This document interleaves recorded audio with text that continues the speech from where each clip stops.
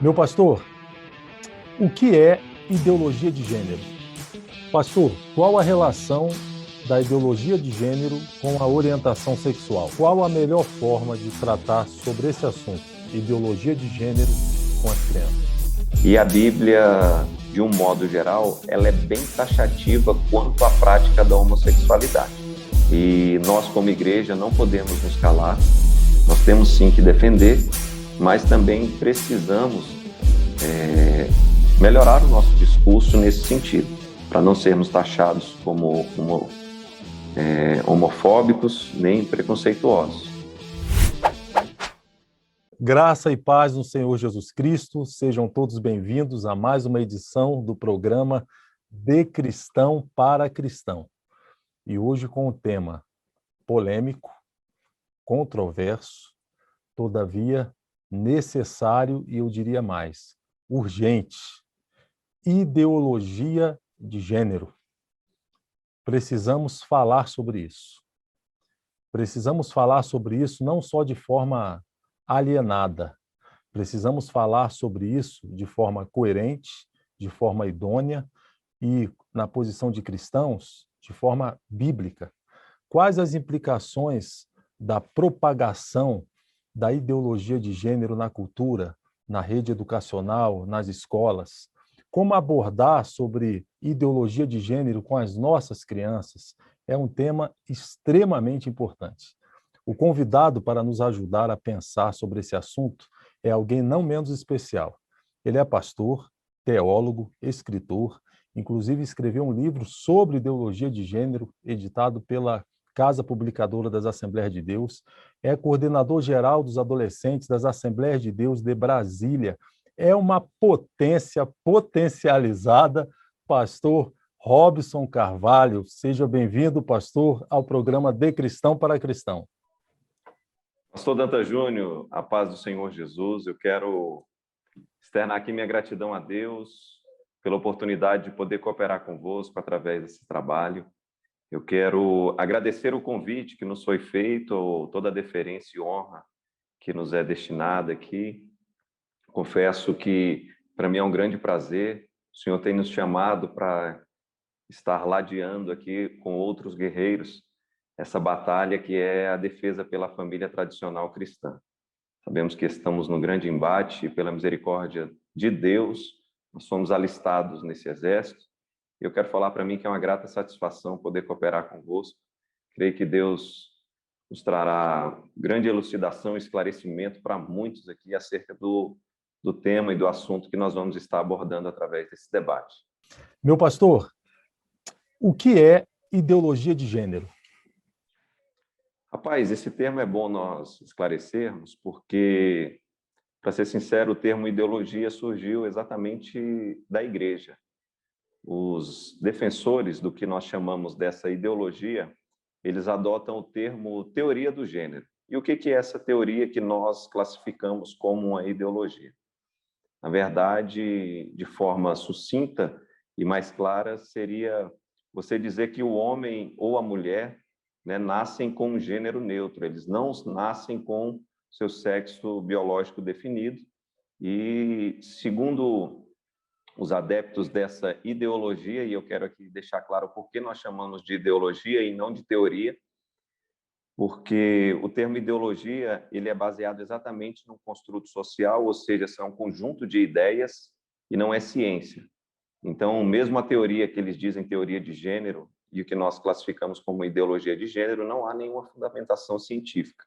Nada mais é do que uma interpretação sociológica, onde eles dizem que o ser humano nasce com sexo indefinido e que a genitália não serve para definição do sexo ou do gênero do indivíduo. Então, segundo essa teoria de gênero, ou o que nós chamamos de ideologia, é dizer que o ser humano nasce com sexo indefinido e não necessariamente com a definição biológica da genitália. Pastor, qual a relação da ideologia de gênero com a orientação sexual? Sr. Dantas, esse é um tema muito propício, né, a questão da orientação sexual, e foi uma pergunta que você nos fez aí, que eu deixo até como referência aqui, o livro que o Senhor permitiu que nós escrevêssemos. Eu quero até apresentar aqui para as pessoas que estão nos acompanhando. Esse é o livro que foi lançado pela editora CPAD e eu escrevi em parceria com o pastor Adriel Lemos. E no capítulo 3 desse livro, nós tiramos uma parte exatamente que serve como se fosse um local de definições. A gente até brinca que é como se fosse um dicionário da sexualidade, que é o finalzinho do capítulo 3, onde a gente traz aqui uma série de definições e conceitos. E aqui eu quero ler exatamente o que nós trazemos como orientação sexual, segundo o livro. Orientação sexual está relacionada a diferentes formas de atração afetiva e sexual de cada pessoa, ou seja, refere-se à questão da sexualidade, do desejo sexual por alguém de determinado gênero, de acordo com sua preferência. Eu quero até citar, só para vocês verem, irmãos, que baseado nessa questão da orientação sexual, que é exatamente por quem a pessoa se sente atraído, nós temos aqui vários exemplos, de orientação sexual. Nós temos a assexualidade, a bissexualidade, a cissexualidade ou a pessoa cisgênero. Esse termo talvez até algumas pessoas tenham um certo preconceito, mas para fins de esclarecimento, o cisgênero é exatamente a pessoa que tem atração pelo sexo oposto. A pessoa, vou falar, é a pessoa que se identifica com o gênero ao qual ela nasceu. Nós temos a heterossexualidade, a homossexualidade, nós temos a pansexualidade, a intersexualidade, a transexualidade, todas essas palavras, são exemplos aí de orientação sexual de algumas pessoas. Pastor, a expressão "somos todos do gênero humano", podendo alguns ser do sexo masculino, outros do sexo feminino. Essa é uma expressão coerente ou é uma expressão preconceituosa, desprovida de base científica e sociológica? Eu vou pegar exatamente esse finalzinho aí. É desprovida de base científica. Na verdade, se você for abordar a ciência classifica, o gênero como humano. Isso é uma classificação dos animais, dos seres. E o termo gênero, no sentido de orientação sexual, digamos assim, de definição sexual, ela surgiu através de uma ressignificação da palavra. Antigamente era comum, quando você queria classificar uma pessoa a partir da seu sexo, a gente utilizava exatamente esse termo, sexo masculino, sexo feminino. Hoje em dia mudou-se, o significado da palavra gênero, a ponto de no dicionário hoje você não encontrar mais o gênero como era. Hoje, quando você fala de gênero, a palavra gênero é exatamente utilizada para essa definição entre a pessoa que se identifica como masculina ou feminina. Hoje a pessoa se identifica homem ou mulher. Isso surgiu a partir de um movimento feminista. Isso aí surgiu com Ron Scott, através de um encontro que teve em 1996, e ela trouxe essa palavra gênero para substituir o termo sexo masculino. E a partir dali houve uma reconstrução, uma ressignificação dessa palavra. Então, quando a gente fala de gênero, tendo como significado a classificação ou a identidade sexual da pessoa, não tem nada a ver com o gênero humano quando nós estamos falando de classificação de animais. Entendi. Pastor, quais as consequências, em sua opinião, consequências sociais a longo prazo para a família e para a sociedade se a ideologia de gênero for levada a cabo tal como é defendida por seus apologistas? Nós realmente temos aí um grande desafio, porque ao avaliarmos, o caminho em que está seguindo a sexualidade humana, vamos colocar assim, generalizar, a humanidade a partir do comportamento sexual que tem despertado, não que a homossexualidade seja algo do século XXI. A gente identifica comportamentos homoafetivos já ao longo da história, Porém, a forma como ela está sendo tratada nos dias atuais é o que nos causa essa grande preocupação. porque nós vemos exatamente essa desconstrução daquilo que nós temos como, né, vamos chamar de um padrão, ou aquilo que nós defendemos como o correto segundo a vontade de Deus. Aquilo que nós utilizamos como o padrão de família. E a forma como a sexualidade está sendo tratada, nós podemos até pegar isso a partir de meados da década de 50, né, do século passado, nós vemos ali uma grande revolução sexual e o nível de profanidade, de promiscuidade, vamos colocar assim, o profano na sociedade fez com que a gente tivesse essa grande preocupação, porque nós estamos vendo a desconstrução da matriz familiar. Homem e mulher perderam os seus papéis, né, como pai e mãe, e isso gera uma desconstrução na sociedade. Talvez algumas pessoas não consigam interpretar isso de forma correta, mas é fácil quando a gente olha essa desconstrução para uma família que é desestruturada exatamente, às vezes, pela ausência da figura paterna ou materna. Hoje é comum, e com a revolução sexual que a gente viu, o próprio movimento feminista, o alcance da mulher ao mercado de trabalho, fez com que, por vezes, a mulher tivesse que transferir o seu papel de mãe, de criação e educação dos filhos, e eu digo que ela terceirizou isso. Nem sempre ela passou esse papel, né, digamos assim, ou compartilhou de forma correta com o pai, mas por diversas vezes a gente viu que ela transferiu o que era o seu papel, digamos assim, a sua responsabilidade como mãe, de dar educação, não só de mãe, mas a mãe e o pai. Esse papel foi transferido ou para uma babá, ou para uma avó, e a gente percebe nitidamente as diferenças de criações quando isso acontece. Uma desconstrução também que a gente percebe dessa promiscuidade é que o apelo sexual exagerado fez com que muitas famílias tivessem aí mães solteiras, né? E o desafio de uma mãe criar um filho sozinha é muito grande quando ela precisa sair de casa para poder deixar essa tarefa de educação e cuidado do seu filho para poder trazer a provisão para dentro de casa. E pensando nessa questão de evolução, digamos assim, o que você vê a longo prazo?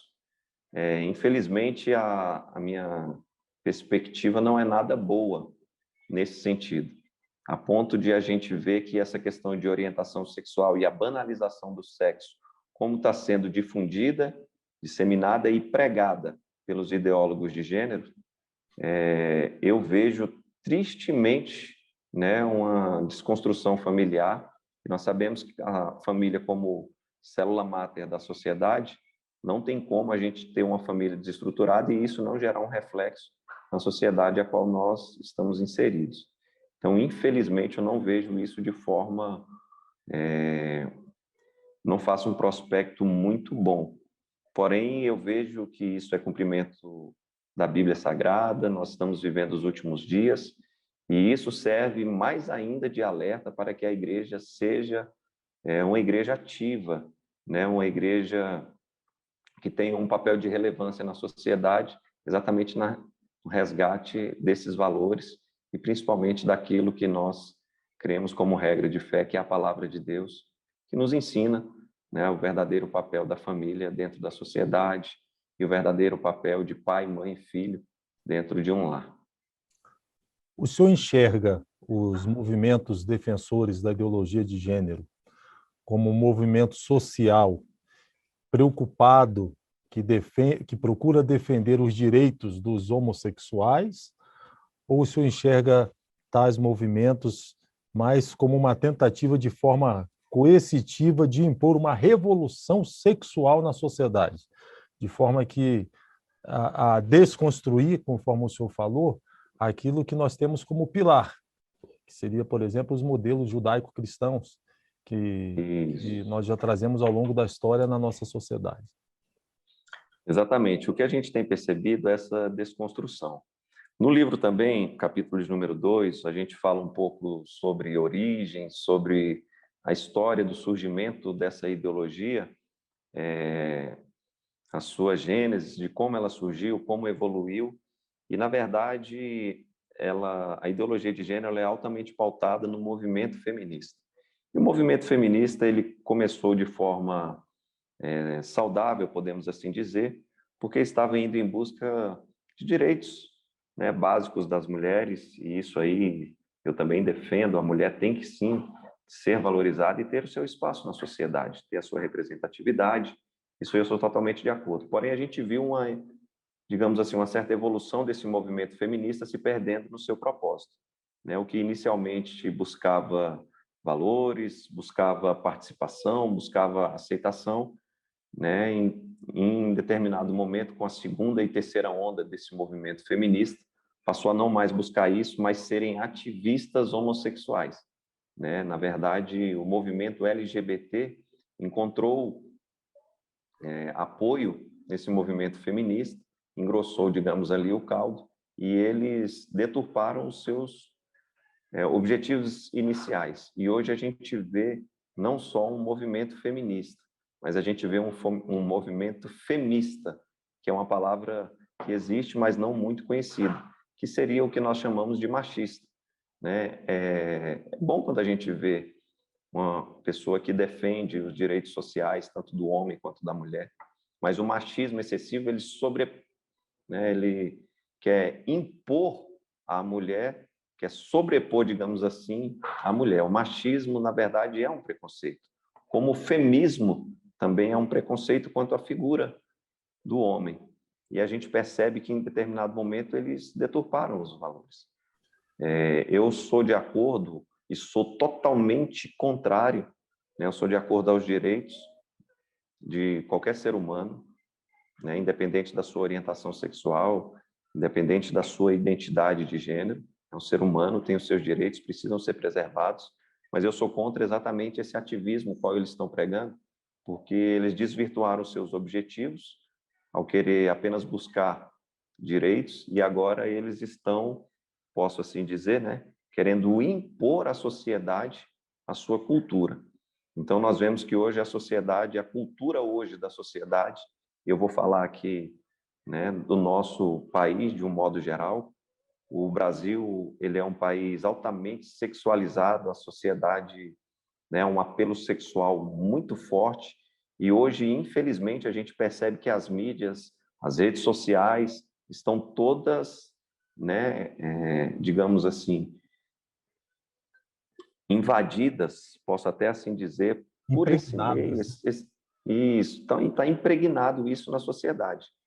Então, a gente sempre soube que isso existiu, né? E eu brinco, certa vez eu ouvi uma pessoa falando, e isso parece que é uma história verídica, foi um escritor que falou, não me recordo agora a autoria de quem disse, pode parecer um pouco preconceituoso, mas a ideia é que ele falou bem assim, olha, há anos atrás a homossexualidade era proibida, chegou um momento que ela passou a ser permitida, agora ela já é aceita, eu vou embora antes que ela passe a ser obrigatória, né? Então a gente percebe que o movimento homossexual hoje está deturpando os seus objetivos iniciais de busca de acesso, digamos assim, aos seus direitos civis, né? E como eu falei, eu sou contra qualquer tipo de preconceito ao ser humano, independente de qualquer orientação.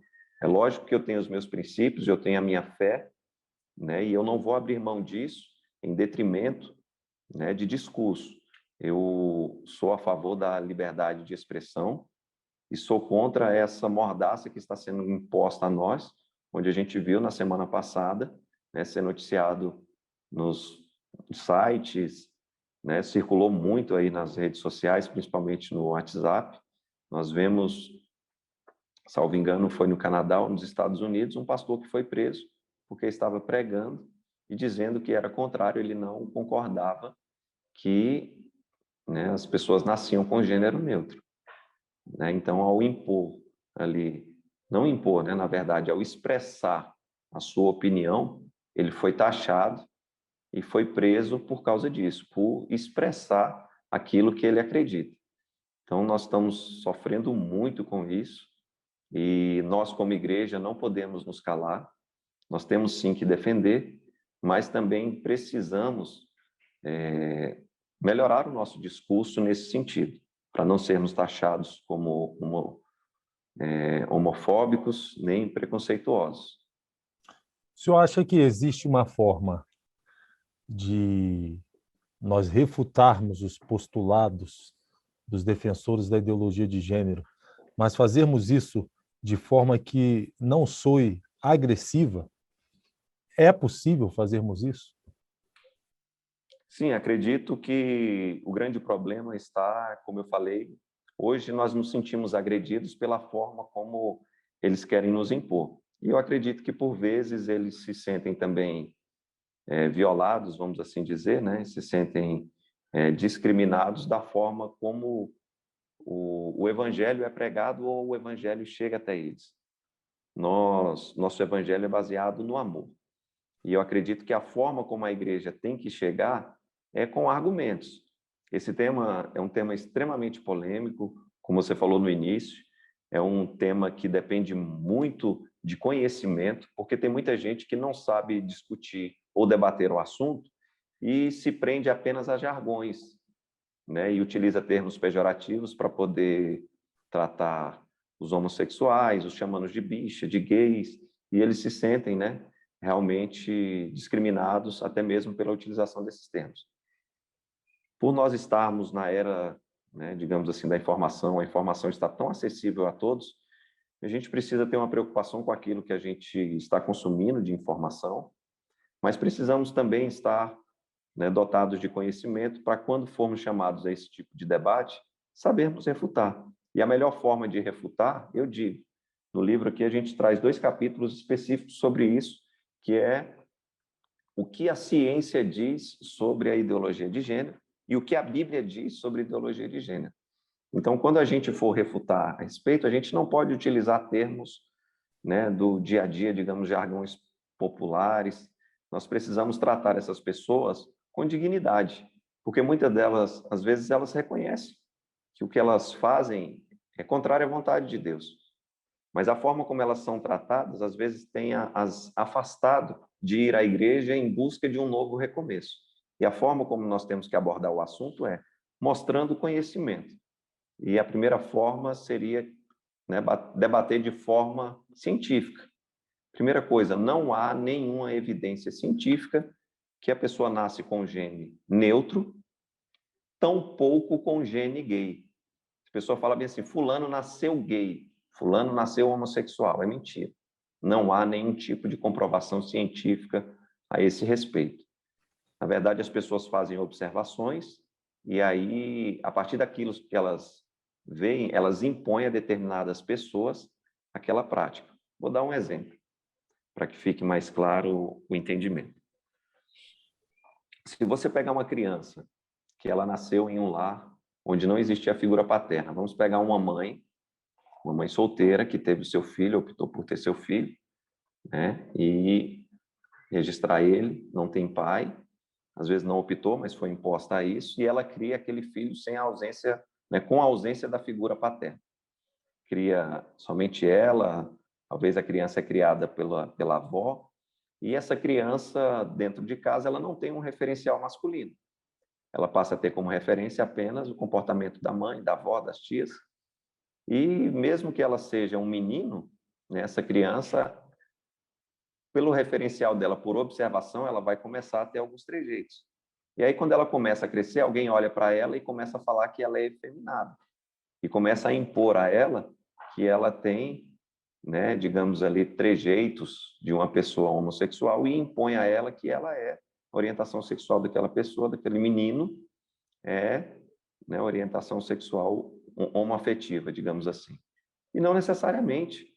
Mesmo uma pessoa que tem uma voz, né, mais suave, ou que tem alguns trejeitos, digamos assim, comportamento, isso aí não define a pessoa. Infelizmente, tem pessoas que se sentem discriminadas por isso. Mas a pergunta dizia que nós, como igreja, o que nós devemos fazer? Eu digo, nós temos que acolher essas pessoas. Nós temos que tratar todos de igual maneira. Não podemos, em momento algum, mudar a Bíblia ou mudar o nosso discurso. Nós temos que ser incisivos e ser contrários à prática da homossexualidade. Porém, não podemos discriminar qualquer pessoa por causa do pecado. Até mesmo porque o pecado, né, da homossexualidade não é um pecado mais danoso do que um adultério, do que uma pessoa que se prostitui, do que uma pessoa que usa drogas, do que outros tipos de pecado dentro da igreja que, por vezes, né, não são recriminados. Excelente. Pastor Robson, vou fazer uma pergunta mais teológica agora. Muitos, quando fazem menção às passagens da Bíblia que condenam a prática homossexual, muitos que fazem menção a essas passagens falam que são passagens obsoletas, porque são passagens que estão subordinadas a uma cultura, a um tempo diferente do nosso, e nós deveríamos fazer uma releitura ou fazer uma leitura com outras lentes. O senhor concorda com essa expressão, sim ou não? Se não concorda, eu perguntaria: quem é a autoridade que define o que é interpretado metaforicamente, ou o que é interpretado simbolicamente, o que é interpretado de forma literal?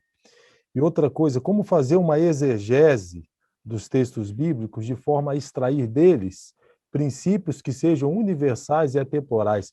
Em outras palavras, pastor, por que posso dizer que a prática homossexual é pecaminosa, independente do tempo? Vamos lá. Eu sou do seguinte princípio. A Bíblia, ela não pode ir contra ela mesma. A Bíblia não é contraditória.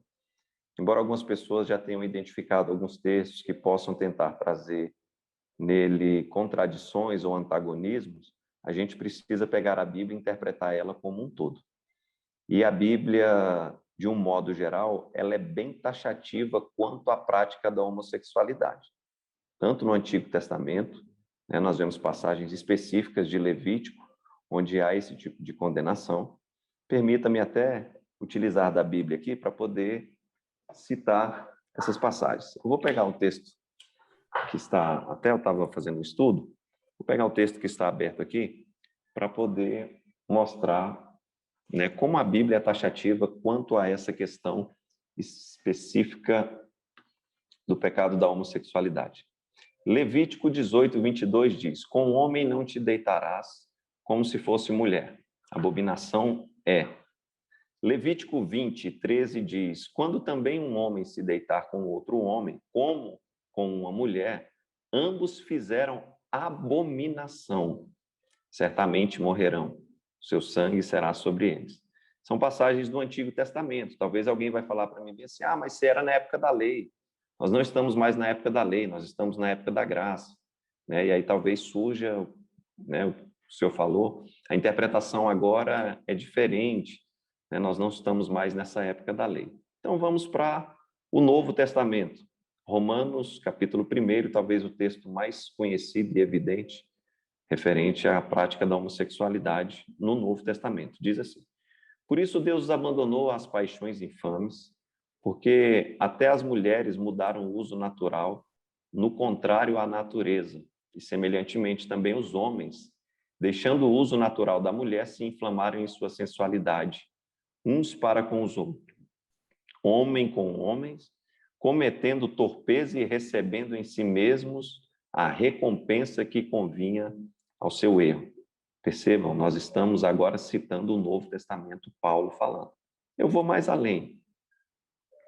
Vou pegar o texto de 1 Coríntios, capítulo 6, versículo 9 ao 11. Não sabeis que os injustos não hão de herdar o reino de Deus? Não erreis. Olha só, nem os devassos, nem os idólatras, nem os adúlteros, nem os efeminados, nem os sodomitas, que eram os que tinham prática sexual pecaminosa, nem os ladrões, nem os avarentos, nem os bêbados, nem os maldizentes, nem os roubadores herdarão o reino de Deus. E é o que alguns têm sido, mas haveis sido lavados, mas haveis sido santificados, mas haveis sido justificados em nome do Senhor Jesus pelo Espírito Santo, nosso Deus.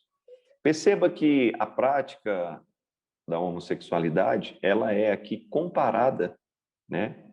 Aqui os efeminados que são citados, ou os sodomitas, eu estou utilizando a Almeida na interpretação fiel, né? Eu estou usando exatamente a transliteração fiel da palavra de Deus.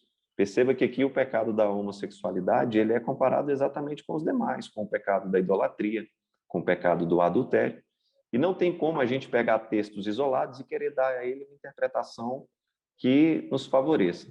Infelizmente, pessoas têm buscado isso ao longo de toda a existência, né? Vamos colocar assim, pessoas que querem justificar os seus atos, deturpam a palavra de Deus, dando a ela uma interpretação que não é bíblica, não é o que o texto gostaria de falar, né? Basta a gente pegar um texto isolado, falar que Jesus transformou água em vinho e querer justificar que por Jesus ser transformado água em vinho, eu posso beber à vontade porque essa é a vontade de Deus. Isso aí também, né, é heresia. Como heresia é aqueles que pegam textos bíblicos para querer dar a ele a interpretação que lhe é conveniente. O senhor perguntou para mim qual seria a autoridade. Na verdade, a Bíblia é um livro espiritual e eu creio que a autoridade, né, para poder dar a interpretação é o Espírito Santo. Então, uma pessoa que esteja disposta a querer ler a Bíblia e tirar dela a interpretação, precisa buscar o autor, aquele que inspirou, na verdade, os escritores. Percebam que a autoria da Bíblia não é de homens. Nós defendemos que a Bíblia é a palavra de Deus. Aí alguém fala, mas a Bíblia foi escrita por homens. Eu digo, lógico, Deus precisava usar homens para que escrevessem. Mas a inspiração, a autoria da Bíblia é Deus, através do seu Espírito Santo. E a prova disso é como pode um livro, né, com mais de 40 autores, ter sido escrito em épocas diferentes, em contextos diferentes, com pessoas que não tinham naquela época a facilidade que nós temos hoje de comunicação, escreverem todas sobre um mesmo assunto de forma coerente, de forma complementar, se não inspiradas pelo seu próprio autor. Quem? O próprio Espírito Santo de Deus. Então eu digo, se alguém quer interpretar a Bíblia, precisa utilizar, né, essa interpretação por inspiração daquele que a escreveu, aquele que inspirou os seus autores a transformarem ela em um livro. Então, a autoridade é o Espírito Santo. Se você pegar uma pessoa que não tem essa sensibilidade do Espírito Santo, com certeza ela vai dar uma interpretação conforme a sua conveniência. Excelente, pastor. Eu acho interessante, abrindo um parêntese, nesse texto que o senhor leu, por último, as escrituras colocam em pé de igualdade, coloca lá sodomia, coloca feitiçaria, coloca prostituição e coloca uma palavrinha que a gente pouco diz, maledicência, falar mal. Ou seja, aquele que porventura está nos ouvindo agora, se você tem por hábito falar mal das pessoas, você não é nada melhor do que o adúltero, do que o efeminado, do que quem faz a sodomia, do que o feiticeiro. É a Bíblia quem diz. Na verdade, é a Bíblia quem diz. Interessante. Pastor, eu já ouvi alguém dizer que Davi e Jonatas tinham um relacionamento sexual. O senhor concorda com isso?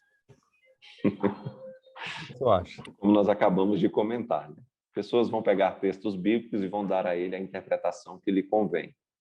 Nós vemos realmente uma amizade muito forte entre Jonatas, filho de Saul, com Davi, né, o rei. E pegam alguns textos isolados, tanto em 1 Samuel quanto em 2 Samuel, no capítulo 1. Eu tinha até separado esse texto, deixa eu ver se eu encontro aqui, para poder citar e as pessoas entenderem sobre o que nós estamos falando. Vou pegar o texto de 2 Samuel, capítulo 1, que talvez seja um que traz um tema muito forte pelo termo que é utilizado. Lembre que eu estou utilizando aqui a versão Almeida Fiel. Nesse aqui em específico, eu vou ler agora na Almeida versão atualizada, nova versão atualizada. 2 Samuel, capítulo 1, verso 26, diz assim: Estou angustiado por sua causa, meu irmão Jonatas, Davi falando. Você era amabilíssimo comigo. Excepcional era o seu amor, ultrapassando o amor de mulheres. Então, as pessoas pegam esse texto e interpretam que a forma como Davi amava a Jonatas era maior do que o amor que ele tinha por mulheres.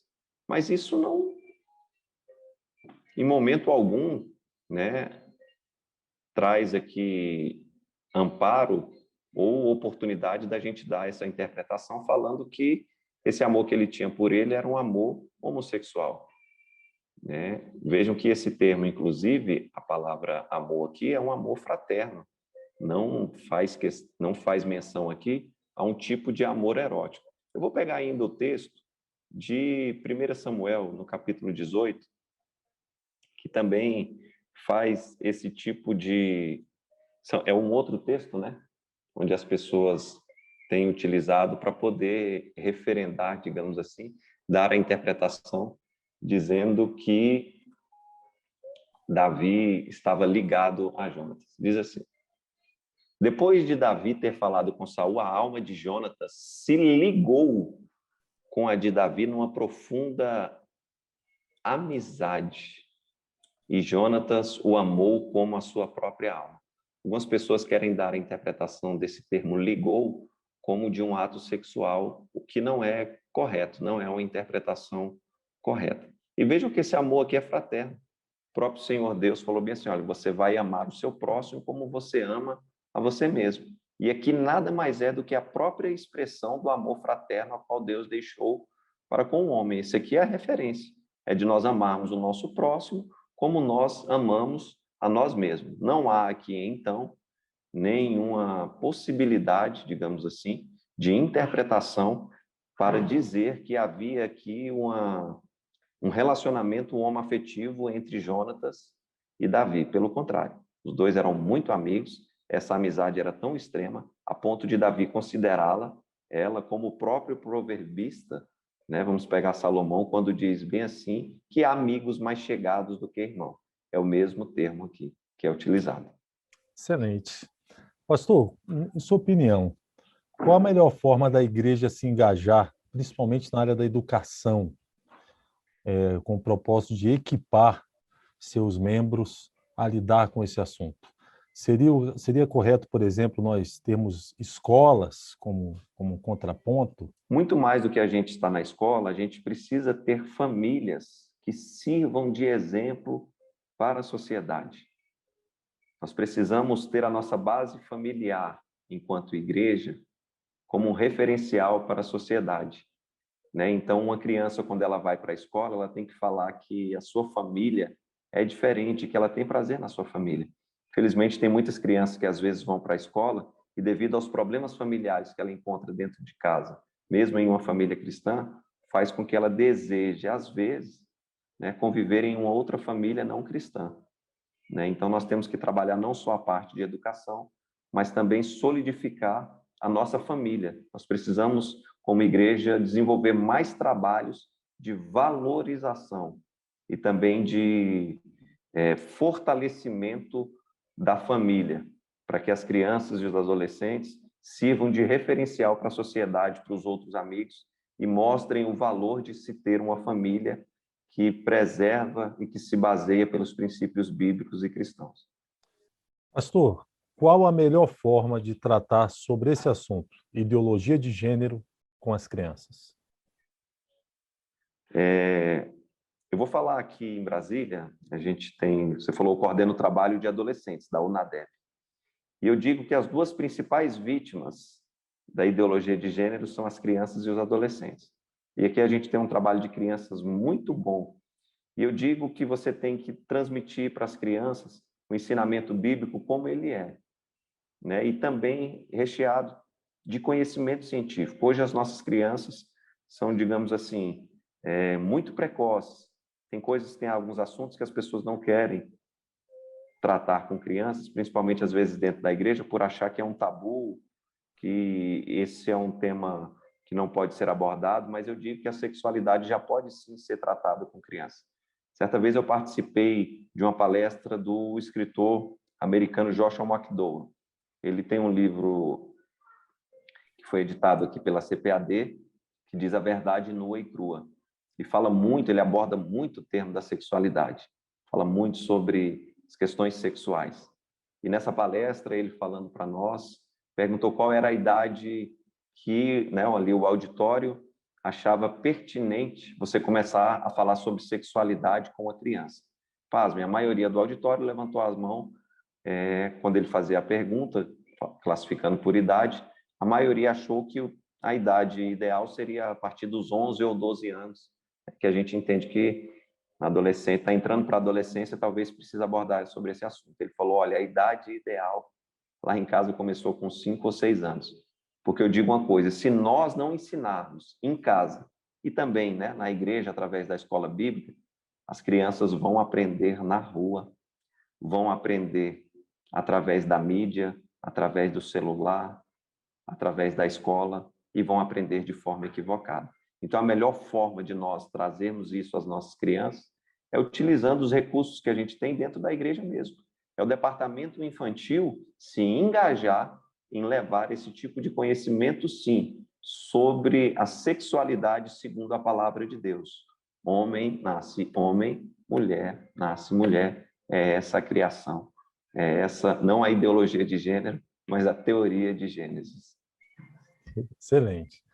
Pastor, que orientação o senhor daria aos pais que estão lhe ouvindo nesse momento, que possuem filhos, que eles olham e percebem que seus filhos já possuem traços, tendências a sentir uma atração de pessoas do mesmo sexo, tendências ao homossexualismo, traços que já sejam perceptíveis.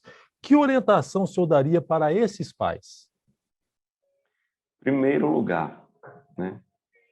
O fato do seu filho talvez estar despertando esse tipo de comportamento não vai fazer com que ele deixe de ser seu filho. Então, cuidado a forma como você vai tratá-lo por isso. Não menospreze nem despreze o seu filho, caso você perceba que ele está despertando esse desejo. Vou até colocar, né? Como crentes, como cristãos, nós precisamos ter fé que, através da oração, Deus pode transformar vidas e pode mudar. E eu digo, jamais expulse o seu filho de casa, jamais use palavras que vão machucá-lo. Porém, não concorde com a prática. Imponha ao seu filho, mostre a ele que a forma como ele está se comportando está errada. E leve o seu filho para um acompanhamento. Procure alguém, procure um líder da igreja, uma pessoa que esteja habilitada e que esteja capacitada para poder instruir o seu filho acerca disso. Muitas das vezes, os próprios filhos estão passando por uma luta muito grande. Eles precisam, nesse momento, de um acompanhamento, de um psicólogo, vai precisar de uma orientação de um líder, vai precisar, sim, de uma libertação espiritual, se ele já, né, teve a prática, porque aí já se tornou, né, pecado, ele vai precisar de uma libertação dessa área. E a forma como eu oriento os pais é jamais feche as portas para o seu filho. Nós temos perdido muitas crianças, às vezes adolescentes, principalmente jovens, por causa dos comportamentos dos pais que, às vezes, por ignorância, e quando eu digo ignorância, é falta de conhecimento, né? Agem de forma equivocada para com os filhos. Não podemos combater, quer seja pai, quer seja pastor, né, que às vezes taxam membros dessa forma, não podemos dar as costas para eles. Nós temos que abraçá-los, as pessoas precisam ser amadas, elas precisam ser alcançadas pelo amor de Deus. Se nós não demonstrarmos esse amor para com elas, elas vão se sentir excluídas e, infelizmente, eu digo, lá no mundo elas vão encontrar o refúgio que elas precisavam encontrar dentro de casa e dentro da igreja. Muito bom. Pastor, e qual deve ser meu posicionamento como pai ao tomar ciência que a escola do meu filho está tentando impor em sala de aula a ideologia de gênero? É possível tomar ciência disso a partir dos livros, a partir das tarefas de casa e através até do próprio comentário que meu filho faz quando chega em casa. Qual deve ser o meu posicionamento? Só conversar com ele? Eu posso procurar a escola? Qual deve ser o meu posicionamento? Nós temos alguns ativistas que defendem a família, né? Dentre eles, nós podemos destacar a própria ministra Damares Alves, né? A ministra dos Direitos Humanos e da Mulher. Inclusive, a ministra Damares Alves é que fez o prefácio do nosso livro. Nós temos também o promotor Guilherme Shelby. Guilherme Shelby, ele fez um manifesto há uns 2 anos atrás, perdão, até mais, acho que uns 5 anos atrás, quando esse tema estava em voga, estava sendo imposto, né, goela abaixo nas escolas. E há um manifesto, pesquisei na internet, manifesto do promotor Guilherme Shelby. Você vai encontrar lá um documento que você pode preenchê-lo, utilizá-lo como base referencial e entregar na sua escola, onde você é taxativo e você, como pai, você tem o direito e a tutela legal sobre o seu filho, inclusive sobre os assuntos e conteúdos a qual ele vai ser imposto, né, digamos assim, exposto na escola. Então, há esse documento, eu sempre oriento, é uma forma, sim, do pai se manifestar, nós não podemos aceitar a própria artigo 12 da Convenção dos Direitos Humanos nos dá esse direito, né, de principalmente assuntos que vão contra a nossa fé não podem ser aplicados aos nossos filhos sem a nossa conveniência, né? Assim, sem a nossa anuência, na verdade. Então, se você tem percebido isso e você não aceita, você pode se manifestar contrário, você pode ir atrás desse documento e entregar lá na diretoria, na escola e se impor lá como pai que você não quer que o seu filho seja exposto a esse tipo de conteúdo que, ao seu ver, não é lícito, né? Não é conveniente. Excelente. Eu costumo dizer que existem cristãos que criticam Ló por ir habitar próximo a Sodoma e Gomorra, mas esses mesmos cristãos não verificam qual a ideologia da escola que ele matriculou seu filho, por exemplo. Não é verdade? Não tem essa Isso. preocupação. Olha a escola, não, tem uma boa estrutura? Aprovou quantos no Enem? Ah, então a boa... É a mesma coisa que Ló, não é verdade? É mais um conselho, né, que o senhor está dando, exatamente isso. Exatamente, exatamente. Procure Pastor, saber qual é a ideologia que é adotada na escola onde seu filho está estudando. pode ser a sua pergunta que eu vou fazer ao senhor agora, ela tem como público o homossexual, porque pode ser que existam muitos que estejam nos ouvindo nesse momento que lutam com essa situação. Alguns já assumidos, outros não assumidos, ou com vergonha, ou por medo, e muitos até mesmo dentro dos templos, por tradição religiosa, por medo de se expor, e muitos se acham um erro, muitos já entrando em depressão, sabem que por um lado estão errados, por outro lado tem esse impulso dentro de si que muitas vezes chega quase como irresistível, para não dizer irresistível. Que palavra o senhor daria para este cristão que está lhe ouvindo agora, nesse momento, que luta com a atração pelo mesmo sexo? Vou ficar bem pertinho da câmera agora, porque, como você falou agora, essa palavra é direcionada para um público específico, né? E eu sei que tem pessoas que precisam ouvi-la nesse momento. Você não precisa lutar com isso sozinho. Isso que você está sentindo, Deus vai levantar pessoas para poder te ajudar. Deus sempre vai levantar alguém para que possa nos ajudar. Eu sei que você tem vergonha do que você sente, desse desejo pecaminoso, e talvez até você já foi tratada ou tratado de forma discriminatória por alguém. E eu peço perdão por essa pessoa que te tratou desse jeito. Nós, como igreja, não temos como prática usual isso. Nós temos como regra de fé amar a todos. E o exemplo que nós temos foi o de Jesus Cristo, que amou o pecador. E eu quero falar, Jesus te ama. Jesus não te condena pela sua prática. Ele não quer que você permaneça nela. Ele quer te resgatar. Ele quer trazer você para os braços do Pai. E Ele vai te ajudar a abandonar isso que tem te afastado dele. Jesus não vai abrir mão de você. Você precisa vencer. Eu sei que sozinho é mais difícil. Você precisa da ajuda do Espírito Santo. Ore. Deus vai levantar alguém para estar ao seu lado. Procure ajuda. Você não precisa passar por isso sozinho. Deus vai te ajudar. Não permaneça no pecado. Deus é poderoso para poder te resgatar. Amém?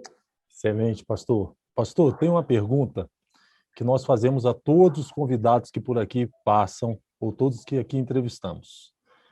Como o programa é um programa de cristão para cristão, essa é a pergunta que nós concluímos todos os programas. Pastor Robson, o que é o Evangelho? O Evangelho é a boa notícia de salvação. O Evangelho é a boa nova que nos alcançou, que fez com que nós olhássemos para a nossa situação pecaminosa e não concordássemos em permanecer da mesma forma afastados de Cristo. E o Evangelho é o amor. O Evangelho é aquele que nos abraça quando nós estamos no lamaçal do pecado, quando ninguém dá nada por nós, quando nós pensamos que não tem mais jeito. É o braço do Espírito Santo de Deus, é a própria figura de Cristo que morreu de braços abertos para que nós pudéssemos ser alcançados. É o amor expresso de Jesus Cristo. É o caminho, é a verdade. O Evangelho é a vida, é Jesus. Que Amém? benção, pastor.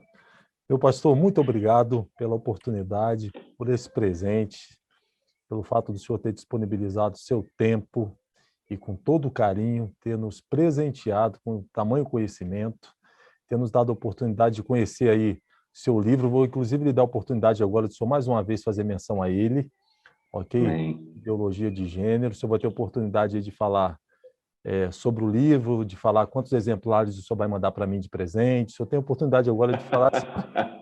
Todos vocês que nos acompanharam nessa entrevista, e se você despertou interesse sobre o assunto, se você quer se aprofundar um pouquinho mais, eu quero apresentar a você que o livro Ideologia de Gênero, entendendo o que é e qual a sua responsabilidade. Esse livro o Senhor permitiu que eu escrevesse, juntamente com o pastor Adriel Lemos, de Santa Catarina.